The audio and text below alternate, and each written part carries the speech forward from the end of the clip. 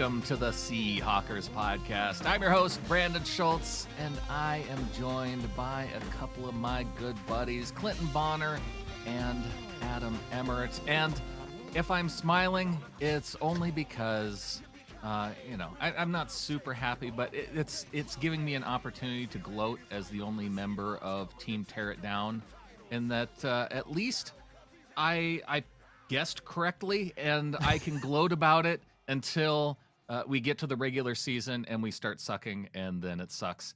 But until then, rub it in your guys' noses. Adam, I know we're going to toss it here to Clinton because we haven't heard his thoughts yet, but I see you're blazing a doob already, so you're recovering nicely. If you want to take a victory lap here, I guess that you can. No, not blazing a doob. Definitely smoking a cigar, and this is maybe an hour after we recorded our quick reaction right directly after the news. And I'm not feeling much better. So I've been cutting back on drinking. I don't have any beer in the house, which is a real problem right now. So there's this bottle of wine from Brittany's car that's been rolling around back there for about 4 or 5 months. Time to crack into that bad boy. That's how I'm feeling about it. Clinton, I know you had an interesting experience hearing the news as the Seahawks podcast leading Geno Stan. How you doing, buddy? No, Adam, I'm hello and all, and no, I'm not good. I'm pretty terrible. I hate it. I want to send it back. I don't think it's quite done yet. I ordered it like medium rare. It came out well done. All those things, and I am glad you have a nice bottle of wine there that you could chug. A nice, so good. Yeah, oh yeah. It's so good. When it's a 2025 rolling around in the back of the Jeep for 5 to 6 months, it's right. It's a bottle of heartburn. That's what it is. And I had to grab a few beers. I'm drinking now too. And I had a very unique experience, guys, and a terrible one. Good news. My daughter is a senior in high school, and she had her play tonight, her opening night for final play. And she loves that stuff, and she does great with it. Her friends are awesome. So I'm literally sitting there, it's about to be curtains. So people are checking their phones. And then I get a message from my boy, Lou Piazza, that just says, Geno to Raiders. And I write back an expletive like, F off, like, no way. And I quickly hop over to Twitter, and the lights are dimming and the curtains are opening. And I just see that whatever the Tom Pelissero tweet is with the image. And my wife is like, she's like, dude, put it away. I'm like, they just traded Geno Smith. She goes, I don't care. Just put it away. She gave me the Tommy Lee Jones, the fugitive guy. It's like, I don't care. And then I jumped off the waterfall and I died. And so I had to sit there for my daughter's final high school play. I don't know what the play was about, guys. Oh, I have no idea. All I know is we don't have a quarterback.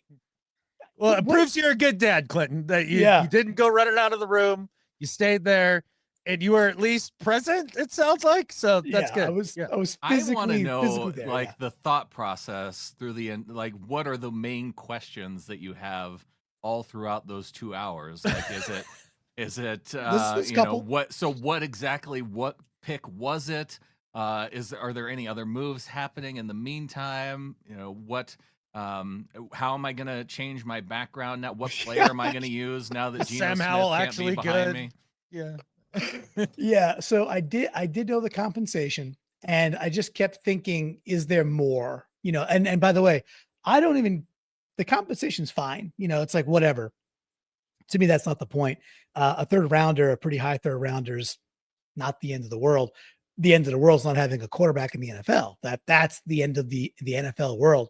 But I didn't know, because I literally, phone was off. That was it. And I wasn't touching it for like about an hour and 15 minutes till intermission. So I was just like, oh, maybe there's some extra compensation. Maybe there's a player or something, something. So that was part of it. And I started cycling on just thinking about, did DK Metcalf know something? Like, did he know something? I'm not sure if you guys talked about that at all, if that topic came up, but that's what was going in my brain. Like, and did the Seahawks make like this Russ Carroll decision? And was this them siding with DK? That was my main thought track, as I could not pay attention to this play. So I'll toss it back to you guys. And just if it wasn't talked about yet, let me know what you think. Well, let me start in one spot for you, because I know you said you know the compensation, and Oh, you know in terms of it being a third rounder, yeah. but you did say a high third, Oh no, which is not the case, they have a different. because they also got a third rounder. The Raiders also had another third round pick, and it was actually number 92. So Hmm. it is actually behind the Seahawks third rounder. It is the tail end Gross. of the third round. I did Wow. not know that. That hurts my feelings. Yeah, you think you hate it now. Wait till you drive it, right? Wow. Okay. That makes it worse. So in my brain, I'm like, oh, okay. Kind of the area where we drafted Tyler Lockett. That's also partly 69, 70, nice. I was going through that in my brain. So that sucks. That makes it worse. That makes the compensation worse. And yeah, and then I guess back to the unraveling is really, really unnerving for me. And I won't go too deep into that just yet, but I got some thoughts on the unraveling and how fickle things are, how close things were to not being this way, and what does it mean for our future. But I guess back to the DK stuff, guys. Like, what Yeah. what do you think? Does this mean he's absolutely gone? I saw some conversation in the Discord. Does this mean now he stays? Like, how does that impact it? And do you think he knew before we knew? I think it's silly if they don't trade DK at this point. Hmm. You might as well. And because right now you're trading DK at a peak value too. Like, this time of year right now. I would get rid of him now then at this point. I don't think it means that he's staying. Now, as far as did he know it beforehand? I mean, it kind of explains a lot more of this when you really step back and think about it. Like, why was it so urgent that he put it out on the same day as Tyler? Well, because the Geno news was going to come out the next day, like maybe it was that. And so maybe I owe DK Metcalf an apology when it's all said and done, because there would be some logic to it. Now, did he know for sure? No idea, but it does make demanding a trade and how it was all handled make a lot more sense. Well, it makes some sense too, going back and listening to John Schneider's interview on 710 Sports on Thursday too, because one of the interesting things that he said there was that worst case scenario, DK Metcalf is back on the team in 2025. And I'm thinking, that's the worst case? Like that's just a weird way to phrase it, right? The worst case is the guy who's had 1,000-yard receiving seasons 6 straight years, or average of 1,000-yard receiving seasons, is back on the team. It seemed like a weird way to phrase it. And then on top of it, he talked about that timing of the DK announcement and the Tyler one, and it being, he was disappointed by it, but he also didn't make it sound as though it were malicious. And if he he's got to also put on like the best face to make DK's value at its highest too, like saying that everything's going great between them in terms of talks and everything's respectful and cordial. Because if he's saying, "Oh yeah, this, it's just not this relationship's irreparable," then his trade value goes down even more. So there's a lot going on there. I think the least or the most thing I could take away from it is that I don't think this was a power dynamic between DK Metcalf and Geno Smith, and that DK won. I would hope not. It's there's some evidence that it might have been, which would just be weird. Getting a pick in the 90s, that really is a lot worse than a pick in the 60s or 70s. Like that's significantly worse. So it's not like, I don't feel like this was a sweetheart deal that John Schneider had to run the ticket up type thing, like he had to make it now. I guess. I think it was the best deal that they probably could have gotten, though. I mean, to use his words, the worst case scenario would be to extend a pretty good quarterback who's been good for 3 years and has proven, even with a team with a pretty porous offensive line, that he's been pretty good. For the Raiders, I will say this: Geno's any Raiders fans who might be clicking on this and watching it, Geno Smith is exceptionally good inside a dome. So Seattle's messy. Seattle's cold. It's a lot of games in the 40s and 50s, a lot of like light rain, just wet, wet ball type thing. A little bit of wind. It's not crazy wind, but it's messy. It's a little bit sloppy football. And it does depress, I think, offense in general. Hence why we need to run the football, why Grubb was a terrible hire to begin with. So you guys were right on that. I just think that the Raiders gotta really, I think they got the better of us on this for sure. For sure. It's a huge void too. I mean, obviously, guys, it's a huge void. When you did the instant reaction, I'm imagining you must have at least cursory glanced at what the pool looks like of quarterbacks, right? Starting with Sam Howell, which is a no. Like, no, a lot of Sams to choose from, because I Who think else? one of the most Darnold. popular Sam in the chat was Sam Darnold.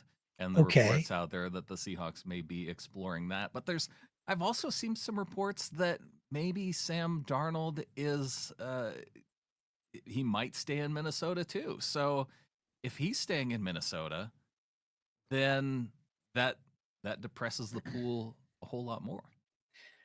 I'd imagine you guys must have also shared, because I know Adam and Brandon, you guys talked about previously Sam Darnold in general, right? So it's like, if you're going to pick Geno or Sam and they're going to be $40 to $45 million, I don't know. Why would you opt for the dude that's done it for 1 year, like 15 games, right? In Sam Darnold. And when the heat was turned up, he reverted quite a bit. And he was on a team that played indoors almost exclusively and was way more balanced, right? So it's just, that's a shock to my system, guys. I'm still processing that. I know this is going to be like, how dare you type territory. I'd rather have a cheap Aaron Rodgers for a year than Sam Darnold for like a big commit, some pot commit. I'd rather just have like a true bridge guy who could maybe play a little bit and then go draft, versus that's just where I'm at right now. I just don't think Sam Darnold, it's like, if the point is to elevate and you don't think you're going to get there with Geno, right? Because I think that's got to be the logical conclusion. We're not going to win a chip with Geno. I think you could, but I've got to imagine that's the prevailing thought. I don't think then the same holds true for me with Sam Darnold, guys. I don't see it with him either. So did you guys talk about Sam a little bit? We did talk about Sam a little bit. And I think kind of what you're getting at is Geno Smith to Sam Darnold would be a lateral move at best, and possibly worse, because you're right. He does only have, 15 games of good stuff and then an entire career of really bad stuff. And to bet on that over top of a guy who's proved it to you for the past 3 years. Yeah. Like that seems weird. The only thing that you can say about, say you signed Sam to a similar deal that you would have signed Geno to. The only upside for sure with Sam Darnold is that he's significantly younger. He's younger. That's the only one. But as you said, I would rather have a season of Minshew instead of, pot committing, as you said, to Sam Darnold for the next 4 years. I think the other part of Darnold, though, yes, he's only had 13 or 15 games of good football before, say if he were to come here. But how many games of good football did Geno Smith have before he came to Seattle? We've seen more good football out of Darnold than we had seen out of Geno coming in. Yeah, fair. I mean, totally fair. That's a fair point. But Adam, sounds like you got a good rebuttal. Well, just the idea that you're right, but then when you brought in Geno, because you hadn't seen any good football out of him, you had to pay him what, $2 million a year or something like that as the backup. Oh yeah. Now, since we've got 15 full games of Sam Darnold looking good behind a nice team, that was a nice team. Offensive line significantly better than the Seahawks.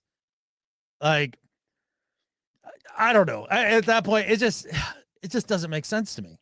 That's why I think that John Schneider was in a pretty tough position. And I went back and I looked at one of the field goals articles about Smith's cap situation because as we closed in on the end of the year, he had a $38.5 million cap hit. And then he went into week 17 and he hit all of those escalators, 6 million worth of escalators, that then put his cap number to 44.5. And so I have to imagine that a lot of these interim talks between Geno and John Schneider were about trying to reduce this cap number going forward, because 44.5 million is pretty steep. Even releasing Geno, the cap number still is 32 million, so they're still at 21st in the league.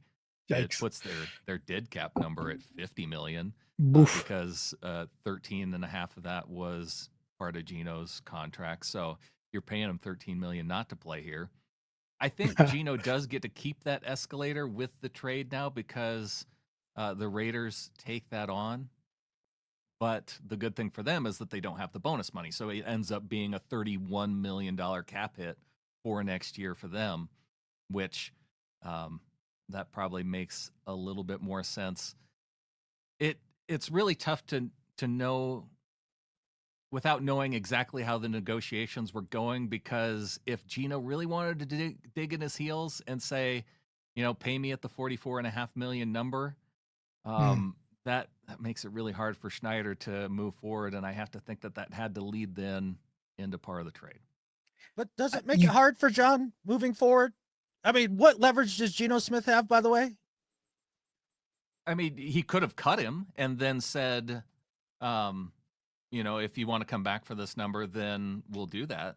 But it sounds like I mean, if Geno demands, 40, 45, let's say, and John's like, no, we're not doing that, and here's our offer, and Geno says no, well, okay, you're under contract for this next year. I mean, Geno's either going to play for the Seahawks next year or, take the deal. Like, he doesn't have any leverage, Geno, in this situation in comparison to John. You can either make him play. Geno's not going to sit out. No. So you don't have to give that up. And if you like one of the quarterbacks in this draft, then take him, let him sit behind Geno for a year and don't stink. Like that seems like a better path than this. You still have to, he would play out his deal and then probably move on. And then, if you're moving on from him anyway, why not do it now? I think is part of the thing. Clinton? Yeah, no, and if you could franchise him at the end of that, if you wanted to, right? It's probably not the most financially sound thing, because at that point, 44 million, then it'd be 50-something million. But if you wanted to, you could. Either way, like, I remember when we went through the week 18 exercise and we were out of the playoffs and we hit all the escalators, and I was team, let's not win this game. I don't care about this game. I care about draft picks. And I got tomatoes thrown at me, which is fine. And now the Bengals are one spot in front of us, and I have a sneaking suspicion that's going to hurt us in a very specific way, which we could talk about more in draft season. With that, Brandon, I'll give you credit. We got back on, and we actually did a podcast on, will Geno's accelerators make him a more likely cut/trade candidate? And I was like, come on, dude. Like, I wouldn't hear it. I was like, not processing it, but you brought it up and nobody else was talking about that. So, kudos to you, because you really were well ahead on that one, saying, look, this is extra money that's has to be accounted for one way or the other. And then you just laid out what you just laid out now, and it rekindled that conversation. And the other piece, guys, you asked me kind of what was going through my brain while I was sort of watching a high school play. The other thing that was just kept rattling around my brain, I could not shake it.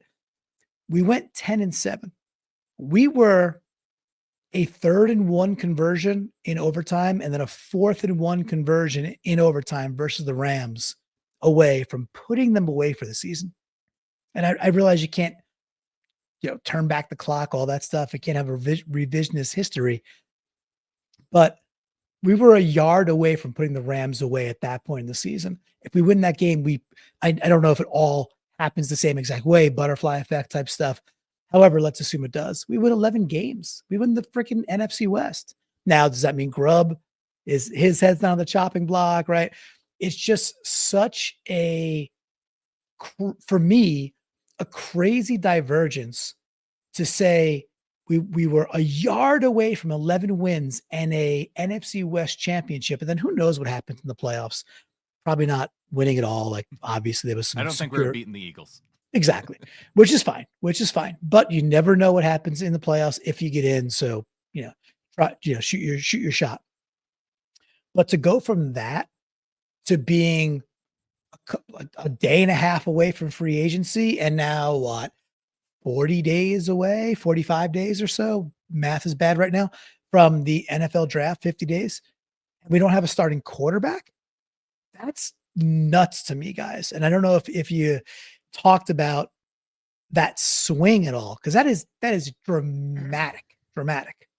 It is, because it felt like we were a better OC and 2 decent guards away from being a good playoff team. Yeah. That, like you say, Clinton, you get in the playoffs, you roll the dice, you never know. But now with the quarterback position where it's at, unless John pulls some rabbit out of his hat, like, right, oh no, the Vikes are in love with Darnold, and so they kept him, and then we traded for JJ. See, we had a plan all along. All right, cool. Like that makes a lot more sense to me at that point. It's a risk still, but like I get it at least. It feels like we're oceans away from being a really good playoff team with a puncher's chance. Like, now it feels like probably lucky to be a 5-win team. Yeah. It's tough to know what the plan is when we're at such a new spot. Like, we didn't know what the plan was when they got rid of Russ, right? And do you think Geno was the plan though, or did it just like, oh, thank God, look how that worked? It wasn't the plan because he wasn't even under contract when they got rid of Russ. So it's tough to think that it was exactly the plan. I'm not sure that Geno knew if he was the plan moving forward either, because I pulled up that Field Goals article. I wanted to reveal the headline of that article to you guys. And it was Geno Smith says Seahawks are heading in the right direction with or without me. And I just thought that was interesting because that was a direct quote from his press conference at the end of the season.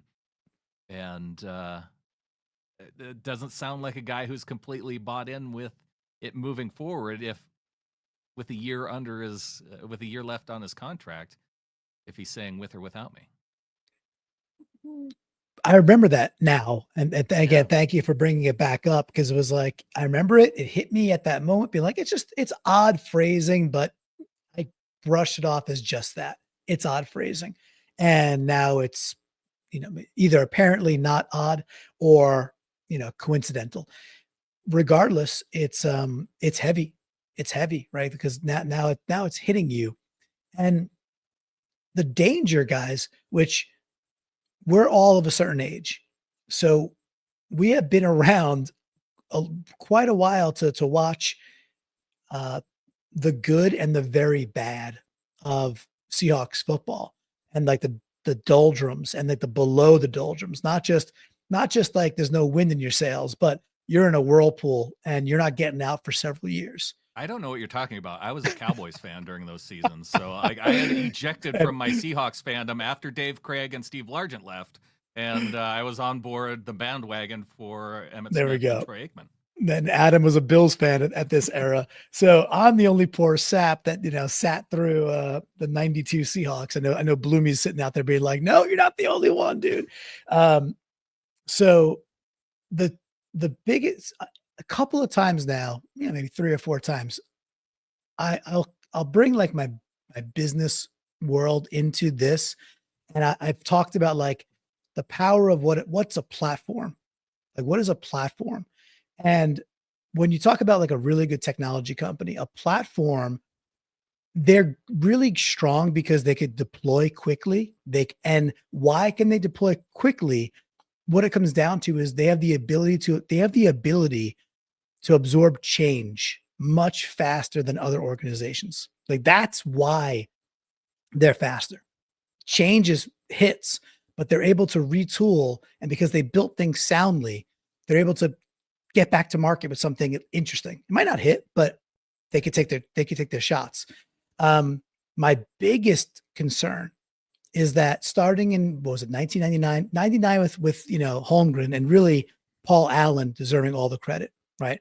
Paul Allen, Holmgren, we're going to skip a guy, Carroll, and then even last year, there was a standard built, and it wasn't always roses every single year.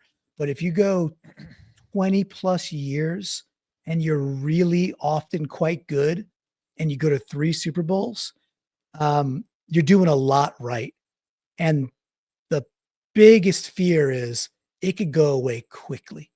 And I think we're on a bit of a razor's edge right now, guys, because not only could this impact, today, but it's also like, who wants to come here? And DK might have been more valuable yesterday in a trade than he is today, because people are like, no, you're desperate now. I'm not giving you a first. Like, you're out of your mind.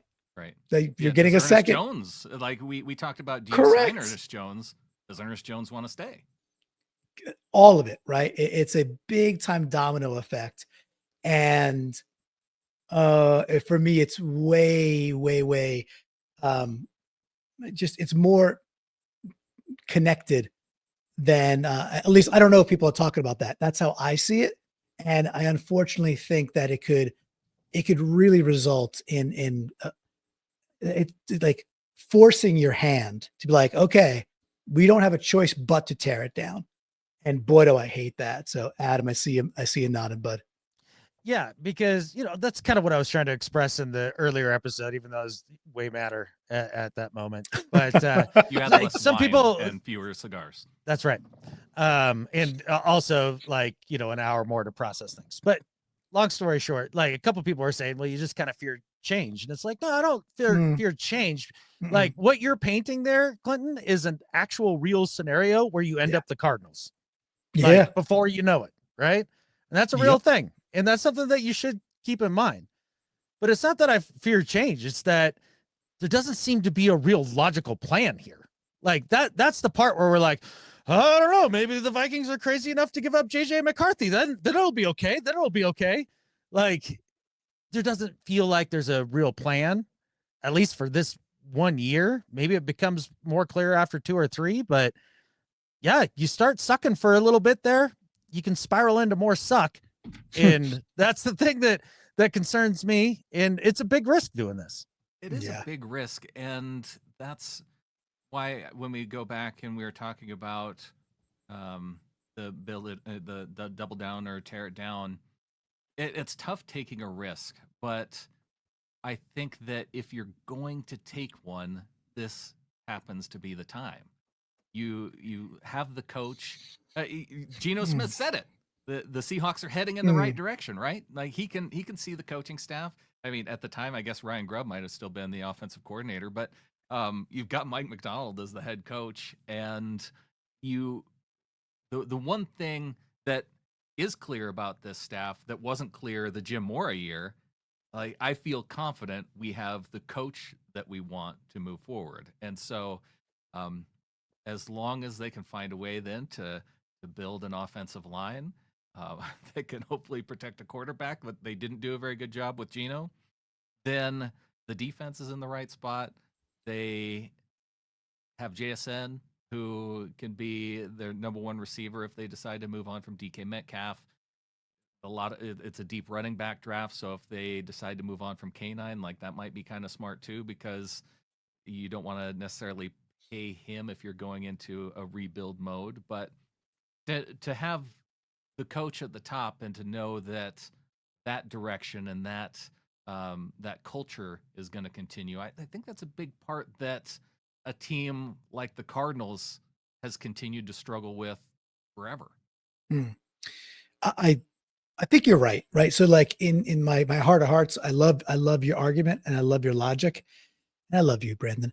And I think there I said it. I don't care who knows it. With that, I think you're accurate. And my fear is that the best laid intentions the best laid plans there. Like Mike Macdonald could end up being 2 more years later and a 4-win team, 6-win team, and he's kicked out, even though maybe it's a good defense and we're just not there because we don't have a quarterback. That's the part about timing I definitely question because of 2 major things.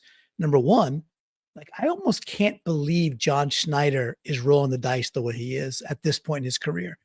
It says to me, what it says to me, it's frankly is, I hate to say he doesn't care because that's not it, because I know he cares very deeply. I don't think he cares if he gets fired from the Seattle Seahawks in the next year or 2. That's what I don't think he cares about. Because I think he's like, I'm solidified.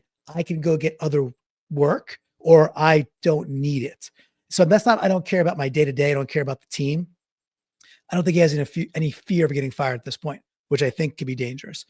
The other timing thing is the whole trust, the whole meaning the Allen trust. And like, is this team going to be sold?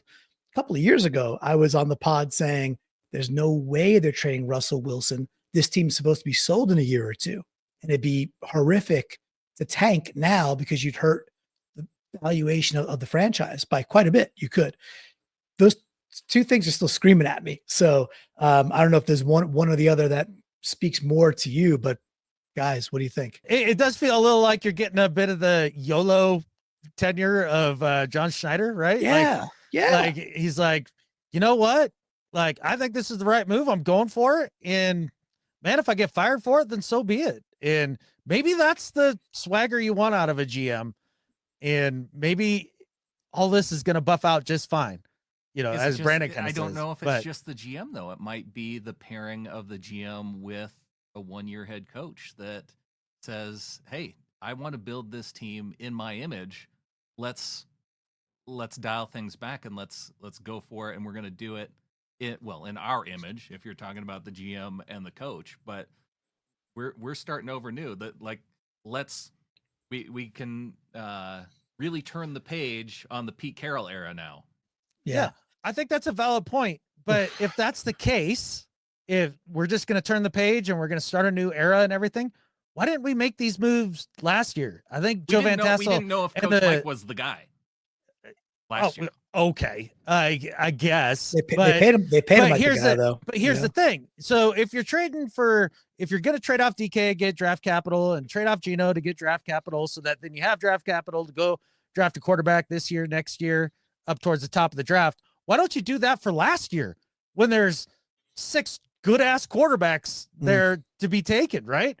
Not a lot of misses. Like, why not do it then? If it was, you know what, this is Mike Macdonald's team and he's turning the page, just as you say, which, sure, I understand that, but it feels like a strategic error to do it now as opposed to last year if you were just going to do it. Two quick things for me on that is, it's still odd for me from Mike Macdonald's perspective. Again, the risk. Now he's a made man. He's paid. He's got a long contract. He's making a lot of money per year. However, I think we all understand. I think we would agree. It's well beyond money for these guys at this stage. And now he is a made man. He wants to coach for a long time. He wants to win. He wants to be a champion. It's that part's very weird for me. And then the other thing.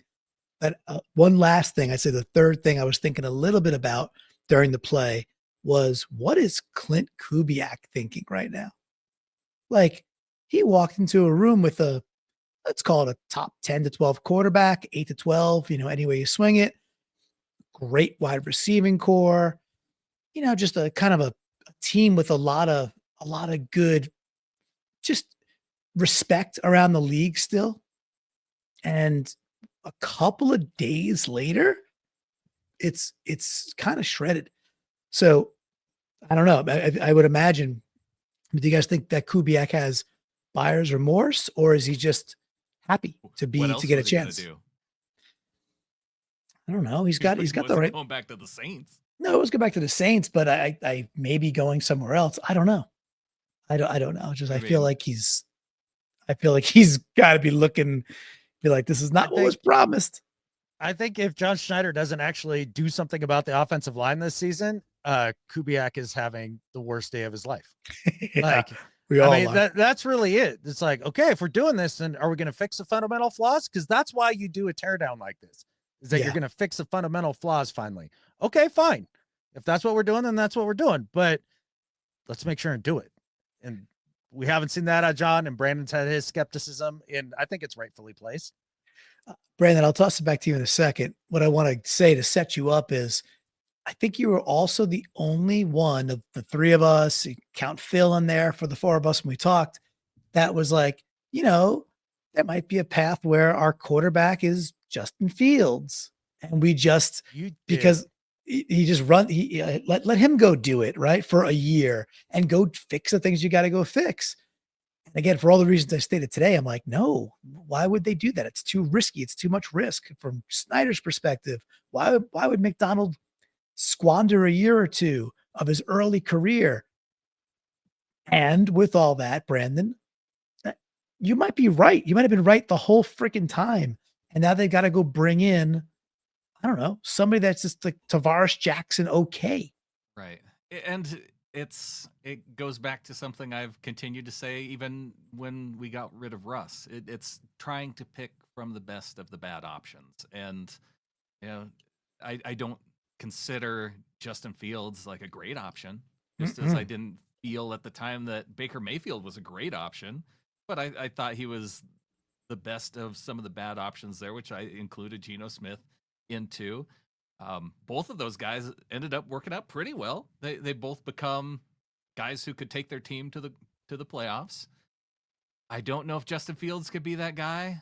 I don't know if Mac Jones could be that guy.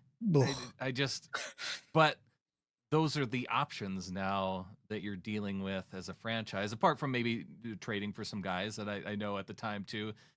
Jordan Love was a quarterback who hadn't quite seen a whole lot of the field yet, and Adam was pounding the table of go out and trade for that guy. So could there be other guys out there that are trade candidates that make sense for the team too? Does Kubiak have an idea of who those guys might be that would fit and work into his offense? That's something that might be revealed here in the next couple months that maybe we haven't thought about. And maybe he thinks a guy like Mac Jones can do enough of the things in his offense to run it competently that we can kind of get by this year until we get to a draft where it has some quarterback options, and then John Schneider can make some trades, and the quarterback group is deep enough that they can make a move to where it's like it was deep last year where they didn't make a move, but to maybe bring it back to that too. Mike Macdonald and John Schneider didn't have all that big of a window of time to maybe plan ahead for that draft from February to April. I mean, it seems like it should be enough time to talk through things, but did they really know each other as well as now they have 15 months into their work relationship? Yeah. Adam, I'll ask you this, and this is a disgusting question. Just shows you where we're at. Ooh, all right. Yeah, here you go. Let me here you go. I mean, he already brought up Aaron Rodgers, so I can it get more disgusting. Yeah. Here you go. Ready? Okay. All right. Mac Jones or Daniel Jones? Like, this wine's probably gonna make me throw up already. Like, why would you even ask me that? It's because it's a Daniel Jones, right? Brandon, Mac or Daniel? Ooh, yeah, I probably would go Daniel. Yeah. I think I'm with Adam. Daniel or and I hadn't really even thought that much about Daniel Jones either. But yeah, he's out there. He's out there.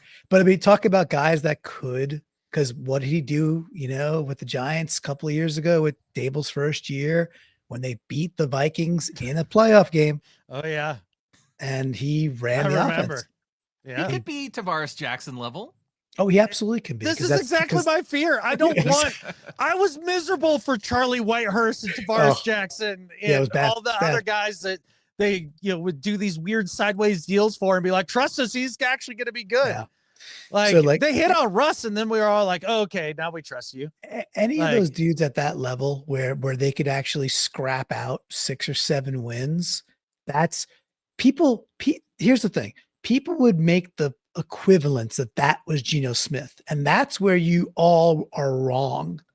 That's not Geno Smith. Geno Smith is a B to B plus who can play a football in sometimes clutch moments, and you put the dude in the dome, he's very good in the dome. But people would, be persistent with, oh, he's just a C guy. No, C guys win 5 games, 7 games. That B plus guys win 9, 10 games on bad teams, maybe even A guys. So, anybody that thinks Geno is not that good, I just think you're wrong.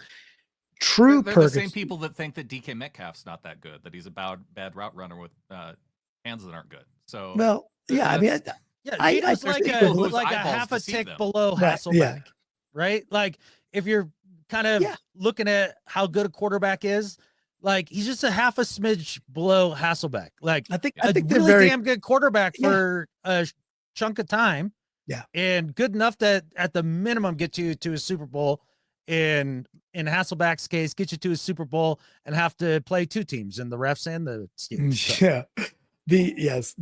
My big fear, if I have to crystallize it, is the quarterback that is the Tavares Jackson, like you were saying, Adam. And because, like, whatever, they're good enough to win with a good team or an okay team, 6, 7, 8, 9. At that point, 6, 7, 8, like something like that. At that point, God, just go 2-15. Like, at that point, don't win 6 games. Don't do that. Just win 2. Okay, so who's your team tank quarterback then, Clinton? Wait, what do you mean team tank? What do you mean by that? If you want to go out and win 2 games, who you put he's on behind? the roster. No, he's not. Sam Howell, I think Sam Howell could win 5 to 6 games. I think. But, we're talking Kelly Stauffer level, right? So I don't know. I'm not sure who that is. He might be on the roster. It could be Jaron Hall.